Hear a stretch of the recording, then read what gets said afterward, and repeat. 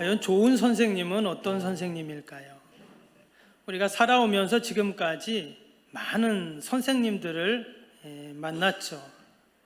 교육학자들이 하나같이 말하는 것은 뭐냐면, 가장 좋은 교육의 방법 중에 하나가 뭐냐면 좋은 교사 모델을 제시하는 거다, 이렇게 말을 합니다.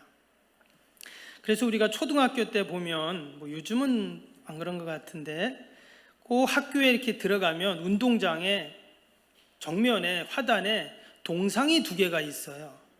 한쪽에는 이수신 장군 동상이 있고, 또 한쪽에는 세종대왕 동상이 있거나 아니면 공산당이 싫어요, 이승복 어른이 동상이 있죠. 그때는 반공 이데올로기를 교육시킬 때니까 그런 동상도 있고 합니다. 그리고 아이들에게 위인전을 많이 읽으라고 하죠. 좋은 그런 훌륭한 분들의 또 위인전을 통해서 그런 닮아라 하는 그런 이야기를 이제 하게 됩니다. 근데 교회에서 우리 아이들을 교육할 때, 신앙 교육할 때도 마찬가지입니다. 좋은 신앙의 모델, 좋은 신앙의 믿음의 모델들을 보여주고 그것을 본받으라고 한다면 좋은 신앙 교육이 되는 것이죠. 그래서 바울은 서신서를 쓸 때마다 사실 그의 제자들이라고 할 수 있잖아요. 디모데도 그렇고 항상 뭐라고 했냐면 나를 본받으라, 이런 말을 했어요. 여러분, 이게 쉬운 말이 아니잖아요. 나를 본받아라. 그럼에도 불구하고 바울은 좋은 신앙의 모델이 되기 위해서 늘 부단히 믿음의 경주를 달렸던 것들을 보게 됩니다. 그런 의미에서 우리 교회학교 모든 선생님들은 우리 아이들의 좋은 믿음의 모델이 되어야 할 줄로 믿습니다. 저는 지금도 잊혀지지 않는 교회학교 선생님이 있습니다. 그분은 많이 배운 분도 아니고 그냥 가정주부이십니다. 그런데 그 선생님은 늘 교회학교 예배 아이들보다 먼저 오셔서 부서실 청소하시고 또 기도하면서 아이들을 늘 기다리시고 또 아이들을 늘 격려해주고 위로해주시고 또 기도할 때 보면 정말 간절히 아이를 위해서 기도하시는 그 모습을 보게 돼요. 또 아이들 안 오면 또 전화하고 또 신방도 하고 또 아이들 데려가서 떡볶이도 사주고 그랬던 기억이 나는 선생님이 있어요. 제가 지금 목사가 됐지만 저는 그 선생님의 반의 반도 못 따라가요. 참 너무나 훌륭한 좋은 선생님이 생각이 납니다. 우리가 이 시간 교사 헌신 예배인데요, 우리 교사 선생님들은 과연 나는 우리 아이들에게 좋은 신앙의 모델이 되는가, 또 우리 가정에서 나는 우리 자녀들에게 좋은 신앙의 부모 또 모델이 되었는가를 생각해보고, 또 교회에서는 우리 믿음의 후배들에게 내가 정말 선한 영향력을 끼치고 덕을 끼치는 좋은 직분자의 모델이 되었는가, 되고 있는가를 다시 한번 생각하는 귀한 시간이 되기를 축복합니다. 오늘 본문이 사도행전 7장인데요 오늘 새벽 기도에 사도행전 우리가 계속 읽어오고 있는데 7장을 읽었어요. 그래서 스데반 이야기를 잠깐 했었는데, 오늘 7장에 보면 우리가 스데반을 다 알죠. 스데반 집사님. 6장에 보면 그 초대교회인 예루살렘 교회가 엄청나게 폭발적인 부흥을 하다 보니 그 구제하고 섬기는 일을 도맡아 할 7명의 집사님들, 그 지도자들을 딱 세우게 됩니다. 그 중에 한 사람이 스데반 집사였는데요, 오늘 이 사도행전 7장에는 그 스데반 집사님이 잡혀가지고 공회 앞에 섰어요. 그래서 그 공회원들 앞에 한마디로 설교를 하고 복음을 전하는 거지만 또 다른 한편으로는 변론을 하는 그런 내용이 2절부터 53절까지 쫙 나옵니다. 그리고는 이제 오늘 읽었던 본문의 내용은 이제 스데반이 순교하는 그런 장면을 기록을 하고 있습니다. 이 스데반 집사님은 사도가 아니었잖아요. 예수님의 제자 사도들은 이미 따로 있어요. 그런데 이 스데반 집사님은 다시 따로 세운 그러한 지도자였습니다. 근데 이 스데반 집사님이 얼마나 대단하냐면, 여러분 지금 예루살렘 교회가 몇 명인지 정확히 나오진 않지만 3,000명, 5,000명씩 복음을 듣고 주님께 돌아왔다는 말씀이 나옵니다. 그러면 지금 이 예루살렘 교회는 엄청 많은 거예요, 사람이. 그런데 그들 가운데 7명을 딱 뽑았어요. 그 성경에 보니까 지혜가 충만하고 성령이 충만한 사람에게 하나님에게 칭찬받는 7명을 딱 택했다 그랬습니다. 그러니까 이 스데반은 보통 사람이 아니에요. 그 예수님의 제자들은 대부분이 갈릴리 어부 출신들이잖아요. 이 어부들하고는 이 차원이 다릅니다. 그 이분은 그 이름이 스데반이잖아요. 그러니까 유대인 이름이 아니에요. 유대인이지만 그는 헬라파 유대인이라고 합니다. 원래 이스라엘에 살고 있던 유대인들은 히브리파 유대인이라고 하고, 유대인이지만 이방 지역에서 살다가 다 흩어지잖아요. 그 살던 사람을 디아스포라 유대인, 헬라파 유대인이라고 그렇게 말했어요. 그러면 이스라엘 안에만 살던 사람하고 이방 지역 살던 사람하고는요, 배움이 다릅니다. 그러니까 이 스데반이라는 사람은 히브리어도 알고 헬라어도 아는 사람이에요. 그리고 히브리 그 이스라엘의 그런 역사도 알고 그런 교육도 받았지만 헬라 이방의 그런 교육과 문화를 접한 아주 지식인이었다는 거예요. 그리고 그 지혜가 충만하다 했거든요. 그 사람들에게 다 칭송받는. 근데 거기서 끝나지 않고 성령이 또 충만해요. 그러니까 하나님께도 칭찬받는 이런 사람을 딱 세운 겁니다. 그러니까 어때요? 사도행전 6장에 보면 초대교회 막 그냥 구제하는 일 때문에 서로 니네만 하냐, 우리는 왜 안 해주냐, 이러면서 막 갈등이 막 생겼잖아요. 근데 이 일을 잘 처리해요. 지혜가 충만하고 성령이 충만하니까 잘 일을 처리하는 거예요. 그런 사람이 바로 이 스데반입니다. 우리가 사도행전할 때 사도들의 어떤 업적, 일들 이렇게 기록을 이제 생각을 하는데, 사실 사도행전을 보면 사도들이 다 나오질 않아요. 앞부분에는 베드로 나오죠. 그리고 이제 13장부터는 바울에 대한 이야기로 쭉 이렇게 나오죠. 근데 중간에 이 스데반 집사가 나오는 거예요. 그리고 이제 8장에 보면 빌립 집사가 또 나오죠. 그 빌립 집사도 보통이 아닙니다. 사마리아의 사람들에게 복음을 전하고 또 에티오피아 관리에게 또 광야에 가서 복음을 전하는, 그러니까 구제와 섬김의 일만 하는 것이 아니라 그들이 복음을 전하고 또 지금 이 공회 앞에서 설교하는 내용을 한번 보면, 우리가 다 읽지 않았지만 한번 여러분 집에 가서 읽어보시면 2절부터 53절까지 나오는 이 설교 내용이 구약을 요약한 내용입니다. 그러니까 구약 그 두꺼운 그 많은 내용을 한 장으로 좀 요약을 한 거예요. 이것은 그냥 요약한 게 아니라 구약의 내용을, 그 의미를 정확하게 꿰뚫고 있는 그 말씀을 지금 전하고 있습니다. 그 말은 이 스데반이 상당히 지식인이었고 아주 말씀을 잘 전하는 사람이었고 또 능력의 사람이었다는 걸 볼 수 있어요. 6장 8절에 보면 이런 말씀이 나옵니다. 6장 8절에 스데반이 은혜와 권능이 충만하여 큰 기사와 표적을 민간에게 행하니 그랬어요. 사도들만 표적과 기사를 행한 게 아니라 이 스데반 집사님도 이런 기적을 막 행하는 그런 사람이었다는 거예요. 여러분, 이런 스데반이 오늘 말씀에 보면, 함께 읽었던 말씀에 보면 어떤 일을 당하게 됩니까? 돌에 맞아 죽는 일이 생깁니다. 어떻게 이 스데반이라는 사람이 이렇게 훌륭한 사람, 지혜도 충만하고 성령도 충만하고 또 기사와 표적을 행하는 이런 정말 초대교회 많은 사람들 중에서 대표로 딱 세워질 정도로 그런 스데반이 돌에 맞아 죽는 이런 끔찍한 무시무시한 일을 지금 당하고 있다는 거예요. 그런데 우리가 이 스데반을 보면서 우리가 좋은 교사의 모델, 우리 신앙의 모델을 우리가 찾을 수가 있습니다. 우리 위에 2절 한번 볼까요? 7장 2절에 보면요, 2절을 보면 말씀드린 것처럼 스데반이 공회 앞에서 설교하는 내용이라고 했죠. 그때 뭐라고 시작하냐면, 스데반이 이르되 여러분 부형들이여 들으소서, 우리 조상 아브라함이 하란에 있기 전 메소포타미아에 있을 때 영광의 하나님이 그에게 보여 그랬어요. 지금 이제 조상 아브라함으로부터 시작을 합니다.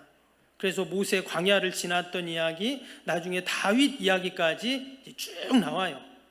말씀드린 것처럼 구약 전체를 한 장으로 요약을 하고 있어요. 근데 시작할 때 뭐라고 했다고요? 여러분 부형들이여, 이렇게 지금 시작을 하고 있어요. 이 부형들이란 말은 영어 성경에 보면 brother and father라고 되어 있어요. 그러니까 지금 자기를 잡아왔는데 6장에 보면 어떻게 잡아왔냐면 사람들을 매수를 합니다. 그리고는 거짓 증인을 세워가지고 지금 이 스데반을 잡아온 거예요. 그러니까 지금 스데반은 아주 억울한 상황인 거예요. 내가 뭐 잘못을 하고 뭐 그래가지고 잡혀온 게 아니라 거짓 증인들이 세워가지고 매수해가지고 자기를 잡아다 지금 공의 앞에서 재판을 하고 있는 그런 상황입니다. 그런데도 뭐라고 말했다고요? 형제들이여, 이렇게 지금 그들을 부르고 있다 하는 것입니다. 무슨 말이냐면 스데반은 늘 사람들을 대할 때 어떻게 대했는가? 사랑으로 대했다는 것을 알 수가 있어요. 심지어 아주 부당하게 억울하게 매수당한 사람들에 의해서, 거짓 증인들에 의해서 잡혀온 상황인데도 형제들이여, 이렇게 말해요. 나중에는 어떻게 된다고요? 돌에 맞아 죽는다 했잖아요.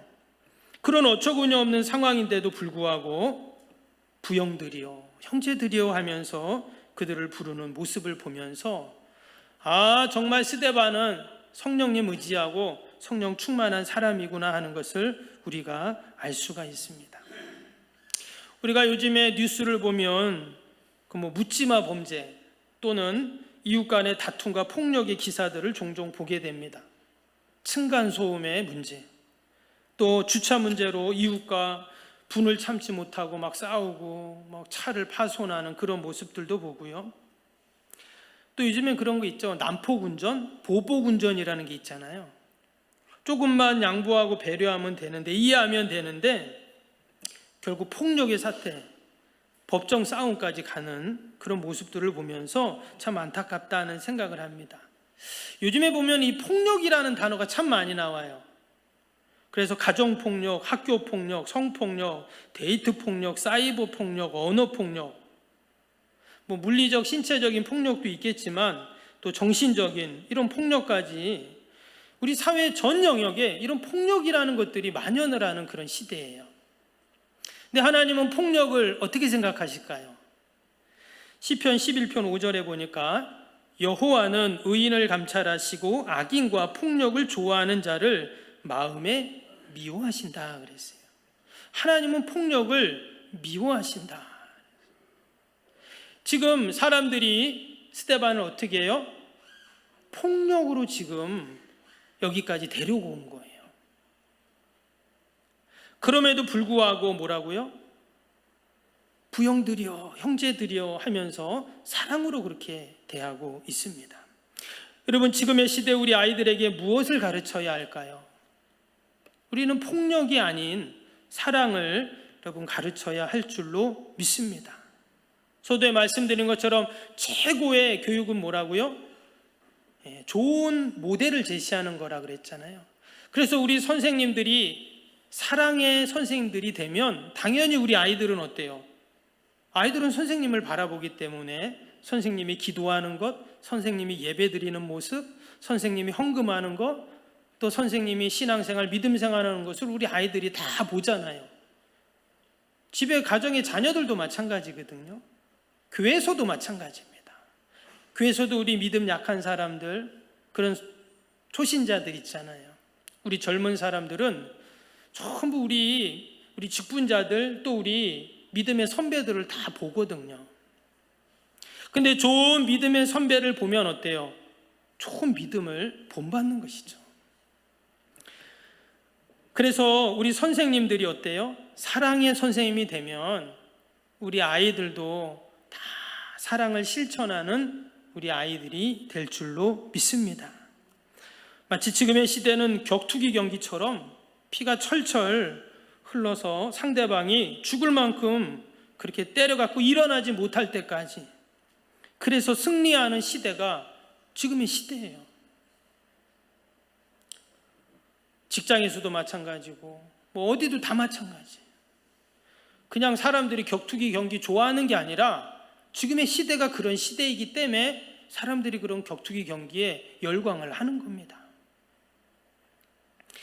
그런데 우리 믿음의 성도들은 마지막까지 무엇을 선택해야 될까요? 우리는 사랑을 선택하는 저와 여러분이 되기를 축복합니다. 근데 그 모습이 어떤 모습이냐? 바로 예수님의 모습이죠. 예수님께서 누가복음 24장 34절에 보면 이에 예수께서 이르시되 아버지여 저들을 사하여 주옵소서 자기들이 하는 것을 알지 못합니다 그랬어요. 십자가에서 예수님이 자신은 십자가 못 박는 자들을 향해서 하신 그러한 기도잖아요. 저들을 사하여 주옵소서 이렇게 기도하셨어요. 근데 오늘 35절에 보면 그렇게 했는데 그런 저들을 사하여 주옵소서 이렇게 예수님이 기도하셨는데 그런 모습을 봤던 사람들은 어때요? 백성들이 서서 구경하는데 관리들이 비웃어 이르되 그랬어요. 지금 예수님은 그 십자가에서 자기를 못 박는 자들 어떻게 해요? 용서하는 말씀을 하고 계신데 사람들은 뭔 구경거리 났나 이렇게 예수님을 보고 있다는 거죠. 그리고 막 비웃고 조롱하고 모함하는 그런 모습을 보게 됩니다. 그런데요, 스데반의 모습을 보니까 스데반이 어땠냐면 바로 예수님 모습같이 그런 모습이었어요. 6장에 보시면 6장 15절에 이런 말씀이 나옵니다. 한번 볼까요? 6장 15절 말씀 보면 공회 중에 앉은 사람들이 다 스데반을 주목하여 보니 그 얼굴이 천사의 얼굴과 같더라. 앞에 말씀드린 것처럼 지금 매수당한 사람들이 거짓 증인을 서가지고 지금 스데반이 잡혀왔다고 그랬죠. 그런데 지금 스데반이 어떤 모습이라고요? 천사의 얼굴을 하고 있다. 지금 이렇게 말했어요. 천사의 얼굴을 하고 있다.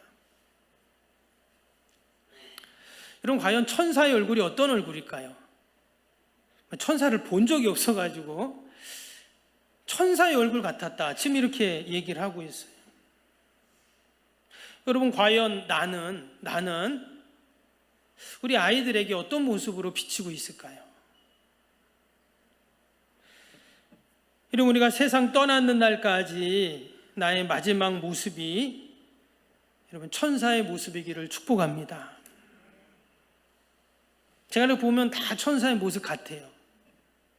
근데 우리가 죽는 그 순간까지 이 땅에서 내가 어떤 모습으로 내가 지낼 것인가 여러분 천사의 모습으로 생을 마치시기를 축복합니다. 어떤 사람들은 정말 악마 같은 모습이 있어요. 그러면 안 보면 되죠. 우리가 안 보면 되지만 근데 이 스데반의 모습을 보면서 이 말씀을 제가 묵상을 하면서 과연 나는 어떤 모습으로 보일까? 우리 믿음의 성도들은요 마지막까지 여러분 천사의 모습으로 이 땅에 살다가 우리가 천국 가기를 축복합니다. 지금 스데반이 우리에게 좋은 신앙의 모델이 되는 이유가 여기에 있어요. 그가 복음을 전하던 잡혀왔던 모함을 당해서 공회 앞에 섰던 심지어 그가 돌에 맞아 죽는 그 상황 속에서도 그는 천사와 같은 얼굴을 했다는 거예요. 여러분 우리의 생이 그렇게 길지 않습니다. 죄송하지만 우리 연세 드신 분들은 이제 하나님 앞에 갈 날이 그렇게 많지 않아요. 그러면 여러분 남 시간 동안 내가 어떠한 모습으로 이 땅에 내 모습을 남기고 갈 것인가? 여러분 꼭 천사와 같은 얼굴을 하는 모습으로 여러분 이 땅에 남기시고 우리가 하나님 앞에 가야 할 줄로 믿습니다.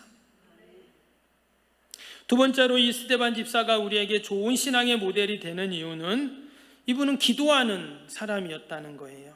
언제까지요? 죽는 순간까지. 어떤 기도를 했을까요? 59절 볼까요? 59절. 그들이 돌로 스데반을 치니 스데반이 부르짖어 이르되 주 예수여 내 영혼을 받으시옵소서. 지금 이제 사람들이 돌로 칩니다. 죽는 순간이에요. 그런데 기도를 하고 있습니다. 어떻게 기도해요? 예수여 내 영혼을 받으시옵소서. 이거 어디서 많이 들어본 기도잖아요. 예수님이 십자가에서 하신 기도하고 똑같습니다. 아버지여 내 영혼을 받으시옵소서 이렇게 기도하셨는데 스데반 집사님도 똑같이 그렇게 기도를 하고 있어요. 누가복음 23장 46절에 나오죠. 아버지여 내 영혼을 아버지 손에 부탁하나이다. 예수님의 기도죠. 근데 스데반도 똑같이 기도를 하고 있어요. 이 말은 무슨 말일까요? 죽는 순간까지 그는 예수님을 지금 생각하고 있었다는 것을 알 수가 있어요. 예수님을 묵상하고 예수님의 말씀을 생각하고 예수님의 기도를 그가 생각하고 있었기에 그 죽는 그 순간도 예수님이 하신 기도하고 똑같은 그러한 기도를 하고 있는 것입니다. 여러분, 기독교 교육의 최종 목표는 뭐냐면 예수님을 닮게 하는 거예요. 그것은 세상 교육은 이 교육자가 피교육자에겐 아이들, 학생들에게 뭔가를 지식을 전달하고 그것을 통해서 변화시키고 새로운 생산물을 만들어내게 하는 게 세상 교육의 목적입니다. 근데 기독교 교육은 달라요. 교육자나 피교육자나 모두 예수님을 닮게 하는 게 그게 기독교 교육의 최종 목적이에요. 그래서 최고의 좋은 교육 방법은 모방이라는 말이 있잖아요. 지금 예수님을 마치 흉내내는 것은 아니지만 지금 스데반은 예수님하고 똑같은 기도를 하고 있잖아요. 그리고 우리도 마찬가지입니다. 예수님을 모방하는 거예요. 예수님처럼 사랑하고 예수님처럼 말씀하고 예수님처럼 기도하고 그러다 보면 어떨까요? 서서히 이제 예수님을 닮아가겠죠. 지금 스데반이 결국은 예수님하고 똑같은 모습으로 그렇게 마지막을 마치는 그 모습을 봅니다. 60절도 보세요. 60절 보면 무릎을 꿇고 크게 불러 이르되 주여 이 죄를 그들에게 돌리지 마옵소서 이 말을 하고 자니라 그랬어요. 이것도 똑같죠. 예수님 기도하고 똑같잖아요. 이 죄를 그들에게 돌리지 마옵소서. 십자가에서 저들을 사하여 주옵소서 기도했던 예수님처럼 그가 죽는 그 순간에까지도 예수님처럼 기도했던 그 모습을 봅니다. 여러분, 지금 사실 되게 처참한 상황입니다. 지금 돌에 맞아 죽는 거잖아요. 여러분, 누군가 나에게 돌을 던지면 어떨까요? 돌에 맞아본 적이 없어가지고. 근데 만약에 많은 사람들이 나에게 지금 돌을 던지고 있어요. 그럼 어때요? 아마 정신이 없을 겁니다. 그 돌에 맞았다면 피가 막 철철 나고 지금 그런 상황인 거예요. 그런데도 어떻게 그 돌을 던지는 자들을 향해서 용서를 던지고 기도를 던지고 하나님의 사랑, 복음을 지금 던지는 것이 가능한가? 그것은 스데반이 늘 예수님을 바라보고 있었기 때문이겠죠. 우리 교학교 선생님들이 전부 우리 스데반 집사님 같은 교사가 되기를 축복합니다.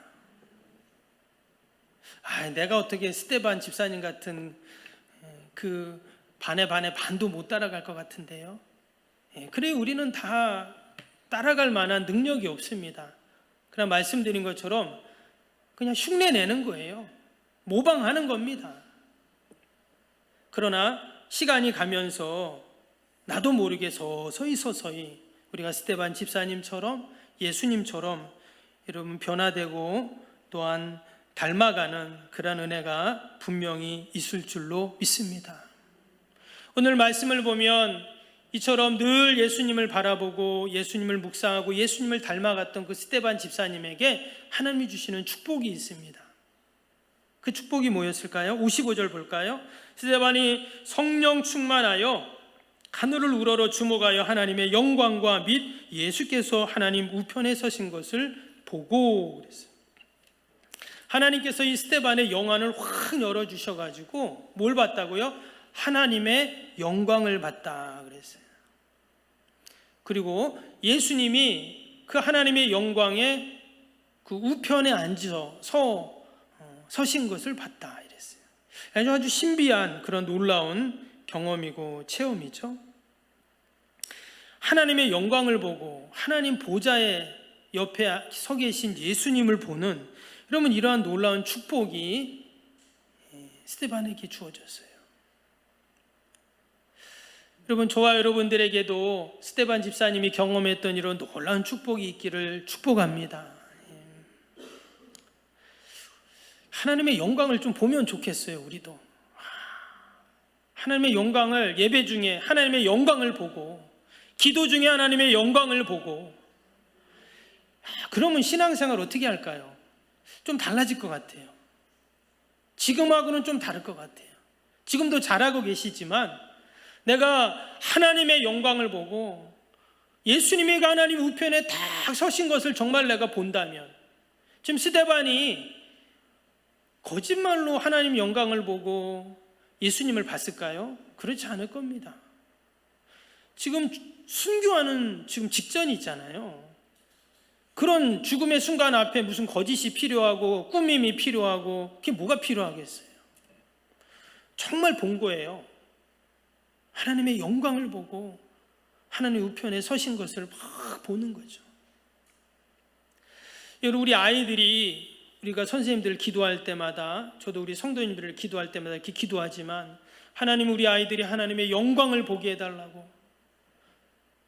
나도 못 봤는데 하나님 먼저 나부터 좀 보게 해달라고 우리가 이렇게 기도하고, 그럴 때 하나님께서 그런 은혜와 복을 주실 줄로 믿습니다. 그리고 또 한 가지는 어떤 복을 주셨습니까? 오늘 보니까 스데반이 마지막 60절 순교하는 그 순간에 보니까 뭐라 그랬어요? 무릎을 꿇고 크게 불러 이르되 주여 이 죄를 그들에게 돌리지 마옵소서, 이 말을 하고 자니라 그랬어요. 죽었다는 말이에요. 그런데 성경은 그가 돌에 맞아 죽었다 이렇게 쓰지 않고 뭐라고 썼어요? 잔다 이렇게 표현한 거예요. 왜 이렇게 했을까요? 하나님은 스데반에게 죽음의 고통을 준 게 아니라 잠자는 것처럼 평안을 주신 거예요. 지금 돌에 막 사람들이 돌을 던져서 맞아 죽는 상황인데 얼마나 아프고 끔찍해요. 근데 하나님이 그 죽음의 고통을 겪지 않도록 그를 평안한 잠으로 그를 인도해 가신 거죠. 성경에도 그런 사람이 나오죠. 구약에도 보면 엘리야 같은 경우도 죽지 않고 들림을 받았잖아요. 에녹 같은 경우도 하나님과 동행하면서 마지막 생을 마치게 되거든요. 여러분, 스데반에게 왜 이런 하나님이 축복을 주셨을까요? 저는 우리 모든 성도님들이 이 스데반과 같은 이러한 마지막 여러분 죽음의 순간을 맞기를 축복합니다. 저도 마찬가지고 죽음의 고통을 경험하는 게 아니라 자는 평안으로 하나님께서 그를 마지막 순교를 하게 하셨습니다.